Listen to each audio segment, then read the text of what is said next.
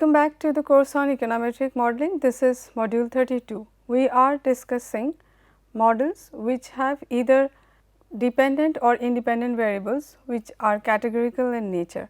So far we have discussed in the first initially we discussed independent categorical variables, and now we are into discussing dependent binary variables. Now first we have discussed the LPM or linear probability model, and now I am going to discuss Probit and Logit models. So first we define limited dependent variable models. Of course, LPM has also been a part of it. So binary dependent variable is an example of a limited dependent variable or LDV. So an LDV is broadly defined as a dependent variable whose range of values is substantively restricted. When y is discrete and takes on a small number of values, it makes no sense to treat it as an approximately continuous variable. Application of LPM as a special case of binary dependent variable has been examined in module 31, but it has certain shortcomings. The two most important disadvantages are that the fitted probabilities can be less than 0 or greater than 1, and the partial effect of any explanatory variable appearing in level form is constant. So, this we already have explained in the previous module, and specifically the second problem, that we assume that the partial effect is actually constant on the dependent variable. So, in this module we discussed Logit and Probit models which overcome the shortcomings of the LPM. The disadvantage is that they are more difficult to interpret, or while interpreting them we have to be more careful or cautious. So, this is an LDV models probability of paying a dividend that we had discussed in the last module, and what happens is that in the case of linear probability model we showed you that it can take value which is less than 0 and greater than 1. So, it is a straight line, this is the line associated with LPM, but in case of Probit and Logit models, graphically how does it look? It takes basically the S shape, which implies that the way we construct the model, formulate the models, actually the predicted values never goes beyond 1 or falls below 0. So, both the Logit and Probit models effectively transform the regression model so that the fitted values are bounded within 0 and 1. Interval visually 0 and 1 interval.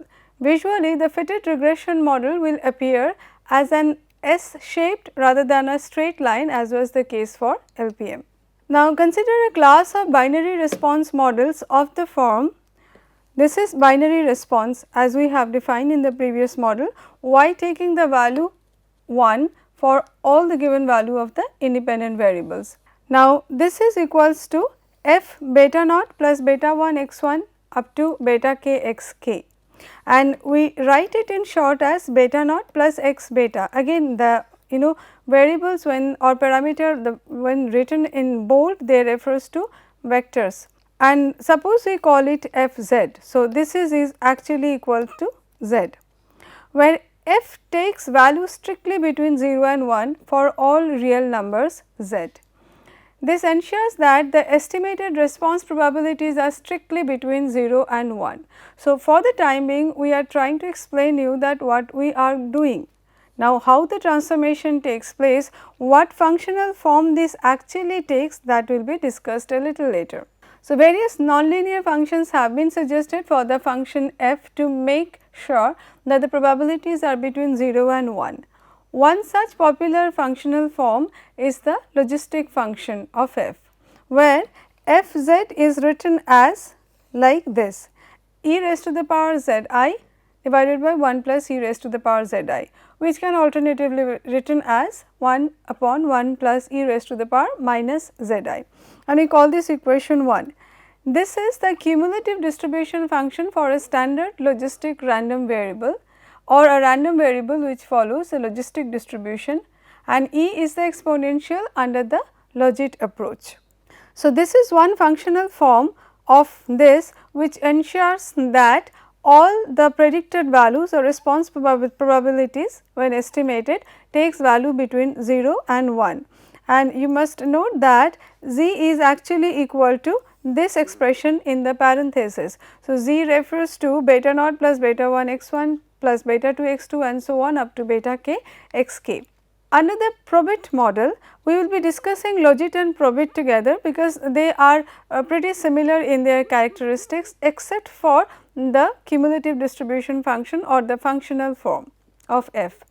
So, under the Probit model, the cumulative normal distribution function is used and it is expressed as, so f z is now equal to phi z. Phi z actually refers, it is a standard practice to refer to the cumulative distribution function of normal distribution by phi z, and this is equals to this, where the small phi z is the probability density function. So, this is standard normal density function, right, where standard normal implies that the variable in question, that is z here, is actually having 0 mean and constant variance, rather variance equals to 1. Now, similar to Logit function, this also ensures that the probabilities lie between 0 and 1, and if z I equals to beta naught plus beta 1 x 1 I and so on, I do not include u I, then the marginal impact of an unit change in the explanatory variable, say x 1, will be given by beta 1 f z I. So, this is my z I, which implies that all the parameter multiplied by their respective variables for or variable values for the ith observation, and what this measures, beta 1 multiplied by f z I measures the marginal impact of a unit change in any explanatory variable, say x 1, on the response probability. So, how the response probability changes when one individual independent variable changes for one individual, that is given by beta 1 into f z I. The interpretation is also same for the Logit model. So, that is why the Probit and Logit models are clubbed together, because their interpretations and by structure they are pretty similar. The f functions in both Logit and Probit models are increasing functions, which implies that each increases most quickly at z equals to 0, that is f z tends to 0 as z tends to minus infinity and f z tends to 1 when z tends to infinity. So, for example, in equation 1, that is when we consider the Logit function, this was our equation 1, you can see that as z I tends to infinity, e raised to the power minus z I would tend to 0, and as a result of which 1 upon 1 plus e raised to the power minus z I would tend to 1. Similarly, as z I tends to minus infinity, this would be 0 and this would tend to infinity, and this would actually tend to 0 because we have 1 upon infinity. Now, therefore, in Logit and Probit models, 0 and 1 are asymptotes to the function, and thus the probabilities will never actually fall to exactly 0 or rise to 1, although they may come infinitesimally close. So, what we are trying to say is that, as you can see that as z value becomes very large or very small rather, f z tends to 0, and similarly here f z tends to 1. So, they are tending to 1 and tending to 0. We are never writing that f z takes the value 0 or f z takes the value 1. So, that is why it is said that they are asymptotes to the function. 0 and 1 are asymptotes to the function, the probabilities will never actually fall to exactly 0 or rise to 1. Now, this is a graph of logistic function. The graph of the standard normal CDF has a shape very similar to that of the logistic CDF, and that is why it is not drawn here separately. CDF refers to again cumulative distribution function, and you can see that they are asymptotically converging to 0 and 1, right. Now, we talk about the interpretation of parameters. To find the partial effect of roughly continuous variables on the response probability, we must rely on calculus. So, if x j is a roughly continuous variable, its partial effect on the response probability that is p taking probability of y taking the value 1 for all the given values of x is obtained from the partial derivative of this response probability with respect to x j, the variable whose change I am going to actually examine, and we obtain this multiplied by beta j. Why this is so? Understandably, we are this is the expression which is actually equal to beta naught plus beta 1 x 1 and plus beta k x k.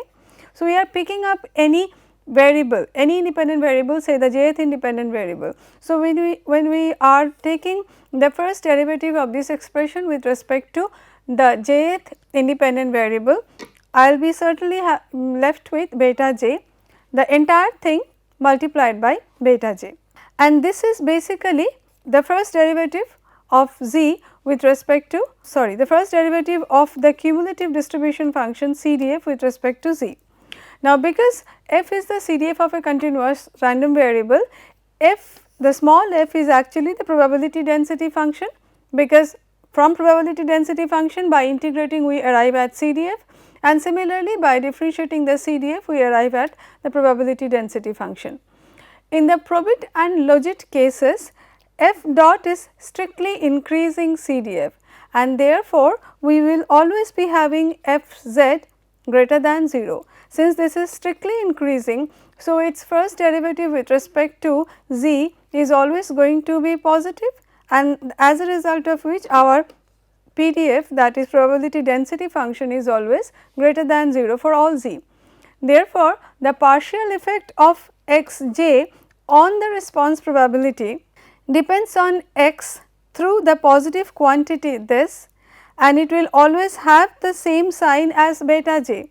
Now, you note that this positive quantity is always positive, and this quantity containing x is actually having the impact of x on the response probability, but what sign it is going to take, how the probability is going to change with a change in x, that is determined by the sign of the coefficient or parameter estimate, because this quantity is always positive. So, if beta j is positive, the change in probability will be positive. If beta j is negative, the change in probability will be negative.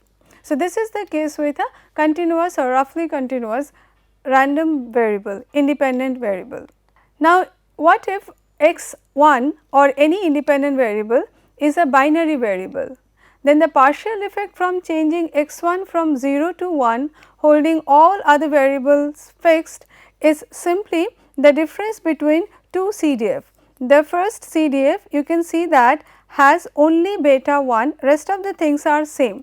Now, this is having only beta 1 because here x1 is taking value 1, and this does not have beta 1, but rest of the other variables are there along with beta naught, because here x1 is taking value 0, and the difference between two CDF gives us actually the partial effect from changing x1 from 0 to 1, right, holding other things constant.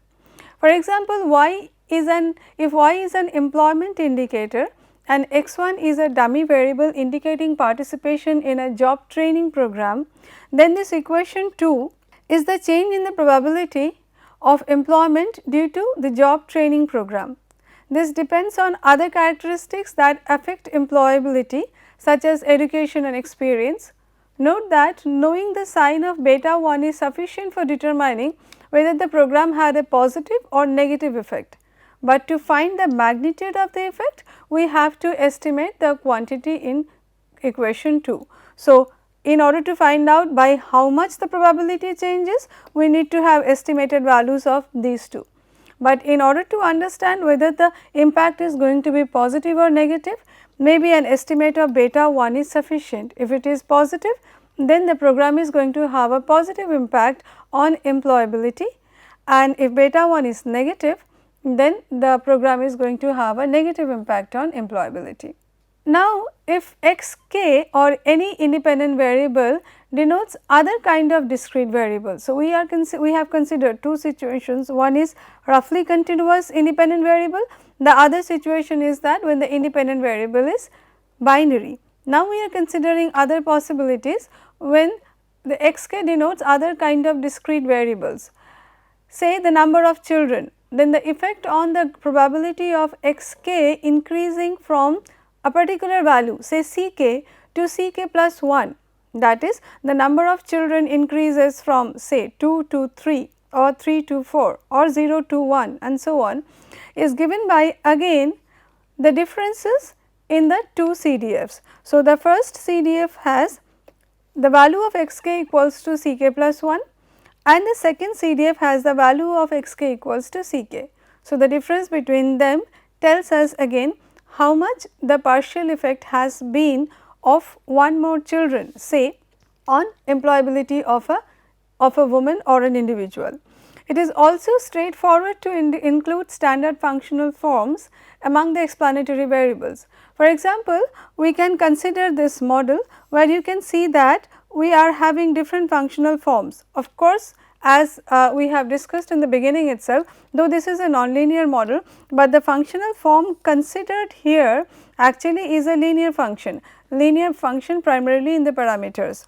You can see that we have z1, then z1 square, logarithm of z2 and z3 is the fourth variable. So, the partial effects of z1 and z2 on the response probability are, we are first of all differentiating the response probability with respect to z1, and what we observe is that first derivative of this expression, the entire function which gives us the probability density function, multiplied by beta 1 and then 2 beta 2 z1.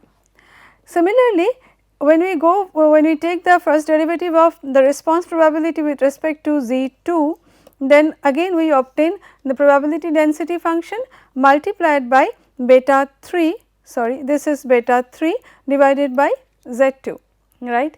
Therefore, this is the approximate change in the response probability when z2 increases by 1%. We are basically replacing z2 with 100. So, this shows that what happens when how the response probability changes when a variable say z2 increases by 1%. Now, we compare Logit and Probit models. The primary difference between Logit and Probit model lies in their respective cumulative distribution function, that has already been discussed. However, the results produced by both models are similar if the data is not characterized by too much of skewness or if the data is not balanced. This implies that if the data deviates substantially from a standard normal distribution, then Logit model is more appropriate, because Logit is based on logistic distribution, and that is why we do not need to assume a normal distribution. Alternatively, Logit model does not require the data to be normally distributed, but if the data shows patterns of normal distribution, then we should rather go with a Probit model. So, on the other hand, since economists tend to favor the normality assumptions for the error term, Probit models are more popular. In addition, several specification problems are most easily analyzed using Probit because of properties of the normal distribution. Normal distribution tends to have certain nice properties. So, if the data is expected to follow or observed to follow normal distribution, then certain other specification issues are already taken care of, and that is why Probit models are at times preferred. Now, we will talk about the estimation method, because you can see that the nonlinear nature of the Probit and Logit models makes OLS and WLS kind of methods not applicable. So, instead we use maximum likelihood estimation method. For estimating limited dependent variable models, maximum likelihood methods are indispensable, because MLE is based on the distribution of y given x. The heteroscedasticity invariance of y given x is automatically accounted for in MLE. Therefore, we briefly discuss the MLE method next. So, first we need to define the likelihood function. Suppose we observe a sample of size n on some random variable y n, and suppose this f y1 y2 yn in bracket y1 y2 to yn semicolon theta denotes the joint density of y1 y2 to yn. Now, what does it imply? Joint density functions of all the variables together, and theta actually refers to the population parameter. So, the notation emphasizes that this joint density is presumed to depend on a vector of population parameter denoted by theta. For example, consider a sample of n identically and independently distributed variables drawn from a normal distribution, that is, the variable is having constant mean mu and variance sigma square. For this distribution, theta will be equals to mu and sigma square. So, theta refers to the population parameters associated with the sample. Now, since the observations are independent, the joint density is the product of the individual terms. If you remember, in the very beginning we had discussed that independence implies that if two variables are independent, then their joint density can be written as written in multiplicative forms. So, because we will be having the correlation terms among themselves 0, no covariance or correlation. So, that is why this joint density function can be written as multiplication of individual density functions. So, I equals 1 to n f y1, y2, yn and so on refers to the individual density functions of the sample observations, and of course, they have these parameters mu and sigma square. Okay. Now, since it is in multiplicative form, if we take logarithm, then we will be able to sum it over I equals to 1 to n, and given that it follows a normal distribution, this density function actually can be written like this, because if you remember that the density function for the normal distribution can be written as, suppose f x I is the variable, or if I can write y I, then this simply implies that y I, then this is actually 1 upon sigma root over 2 pi e raised to the power minus half y I minus mu divided by sigma whole square, and we also give sigma square. So, this entire thing is actually power of e, or we can write exponential minus half multiplied by y I minus mu divided by sigma whole square. Okay. And then if we multiply over I equals to 1 to n and take logarithm, then of course, we will be arriving at this expression, right. So, this is the expression, or basically the sum of n variables which are normally distributed with mean mu and variance sigma square. So, that is for a sample of n Gaussian random variables with mean mu and variance sigma square. The sample log likelihood function denoted by L mu sigma square y1 to yn is given by exactly this expression, right. So, what is happening here is that we are simply taking into consideration the logarithm of the joint density function of several identically and independently distributed random variables which follow normal distribution. Now, if it does not follow normal distribution, or rather it follows logistic distribution, then in case of this, in place of this expression, we will be having expression which pertains to the logistic distribution. For a given sample of observations, the value theta that makes the sample likelihood as large as possible is called the maximum likelihood estimate. So, we would be estimating the values of theta, here in this case mu and sigma square, using MLE in order to make them as much likely as the population parameters. Now, generalizing this to the present context, the density of yi conditional on xi can be written as something like this. If you remember, this is how we arrive at the density function, because this is my CDF, this raised to the power y, 1 minus CDF raised to the power 1 minus y. It is evident when y equals to 1, the density function is actually equal to f x I beta, and when y equals to 0, the density function is actually equals to 1 minus f x I beta. The log likelihood function for observation I is a function of the parameters and the data xi yi, and is obtained by taking the log of the density function. So, Li equals yi log f x I beta plus 1 minus yi log 1 minus f x I beta. I am simply taking logarithm of this expression. Because f dot is strictly between 0 and 1 for Logit and Probit, Li is well defined for all values of beta.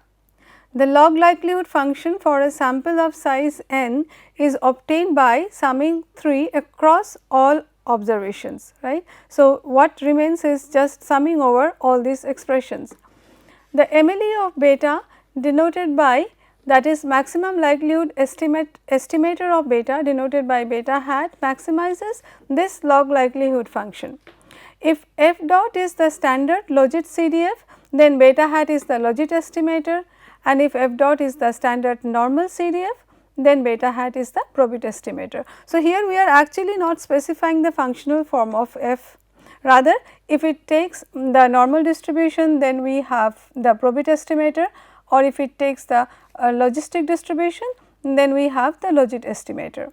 Because of the nonlinear nature of the maximization problem, we cannot actually write the formulas for the Logit and Probit maximum likelihood estimates.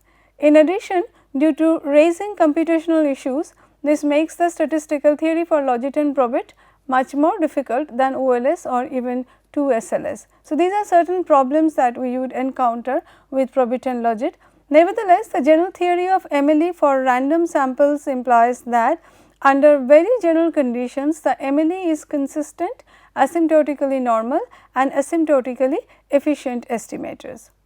Each beta j hat comes with an asymptotic standard error, which is used to construct the t statistic, which is also an asymptotic t statistics, and confidence intervals, just as with OLS or 2SLS, to test for the null hypothesis involving the coefficients. So, once we have the MLE estimators and their corresponding standard errors, then we would go for the usual t statistics in order to test for the null hypothesis of individual parameters.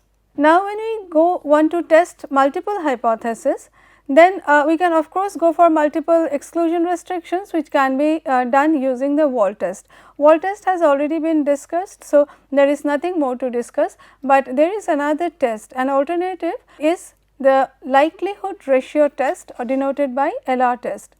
The LR test is based on the same concept as the F test in a linear model. The LR test is based on the difference in the log likelihood function for the unrestricted and the restricted models. So, you can see that since F statistic require the errors to be normally distributed, have homoscedastic variances, we cannot apply F test. Since walled test is an asymptotic test, walled is applicable, but then similar to F, we have the LR test, which also follows the same principle of having an unrestricted regression and a restricted regression. Because the MLE maximizes the log likelihood function, dropping variables generally leads to a smaller or at least no larger log likelihood. The question is whether the fall in the log likelihood is large enough to conclude that the dropped variables are important, and that could be done using the standard, we calculate some statistic and then check them against the critical values. So, we can make this decision once we have a test statistic and a set of critical values. The likelihood ratio statistic is basically twice the difference in the log likelihood, denoted by or computed as LUR minus LR multiplied by 2. This multiplication by 2 is done in order to render it a chi-square variable. I mean, this LR statistic follows a chi-square distribution. Now, this LUR and LR are the log likelihood functions of the unrestricted and the restricted models respectively. Because LUR greater than LR, as it has been mentioned here that MLE maximizes the log likelihood function. So, dropping variables generally leads to a smaller MLE or smaller estimated log likelihood function. So, as a result of which LR is always going to be less than or equal to LUR. So, LR is non-negative and usually strictly positive. If we are testing Q exclusion restrictions, then LR follows a chi-square distribution with Q degrees of freedom approximately. This means that to test H naught at the 5% level, we use our critical value of the 95th percentile in the chi-square distribution with q degrees of freedom. Now, we finally compare LPM, Probit and Logit models. So, we actually consider the model that we had considered in the context of LPM, that is the independent variable was a woman being in the labor force or not, INLF, and the dependent variables the dependent variable was INLF, that is the woman in the labor force or not. Independent variables are remains the same, and some of them are actually explained here. The others are straightforward, like EDU stands for education, experience, experience square and age, and we also have a constant. We also have calculated percentage correctly predicted. Okay. And these are the estimates of LPM, Logit and Probit model. Now, you can see another thing I would like to mention here is that the figures which are in bold actually are significant at least at 10%. Most of the figures, most of the coefficient estimates are significant at 5%. So, far I remember only this one is significant at 10%, and the one which are not bold, they are all insignificant. Now, the biggest difference between the LPM model and the Logit and Probit models is that the LPM assumes constant marginal effects for education, kids less than 6 years of age or number of kids less than 6 years of age and so on, while the Logit and Probit models imply diminishing magnitudes of the partial effects. In the LPM, one more small child is estimated to reduce the probability of labor force participation by about 0.262. It has a negative sign, so it reduces the probability of labor force participation and the magnitude is 0.262. Regardless of how many young children the woman already has, given all other factors constant or the values of all other variables. Now, we consider an individual with some of the values of the independent variables. So, for example, other income takes value 20.13, education 12.3 years, experience 10.6 years and age 42.5, right, and these values are actually roughly the average of the sample. Now, to estimate the decrease in the probability of going from 0 to 1 small child, will evaluate the standard normal CDF with kids less than 6 years of age equals to 1 and kids less than 6 years of age equals to 0. So, what we are doing is that we are evaluating this cumulative distribution function, assuming that, so we are considering the Probit model, right. So, this is the cumulative distribution function and we estimate for given values of beta hat and given values of x1, x2 and so on. This CDF is evaluated for kids less than 6 equals to 1 and kids aged less than 6 equals to 0. What we get is 0.373 minus 0.707 and this turns out to be minus 0.334.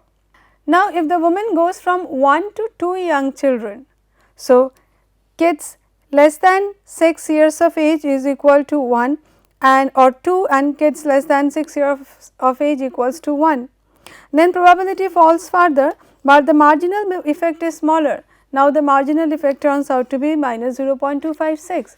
So, as you can see that when this model actually able to correctly predict or rather more meaningfully predict that if a woman has already children, then probably having another children leads to a smaller fall in the probability of being in the labor force. Probability certainly falls, but then the marginal impact on the probability, that is the amount by which the probability further falls, is actually smaller. So, this is minus 0.334, this is minus 0.256. Interestingly, you can see that the probability predicted by LPM, which is minus 0.262, lies in between. So, the LPM which is expected to give a linear average of the changes actually lies between these two, right. So, this is an interesting observation, but the advantage with Probit and Logit models is that they provide us non-linear specification or non-linear changes in the response probability with changes in the independent variables. When we do not expect the response probability to change at a constant rate with changes in the independent variable, then possibly application of Logit and Probit models are more meaningful. So, that is mostly for on Logit and Probit models. There are actually a lot to discuss, but then I have summed it up with the basic concepts related to Logit and Probit models, and next I will be continuing with Probit model, and other types of model would be also briefly touched upon, which has binary dependent variable or dependent variables with more than one category. Thank you.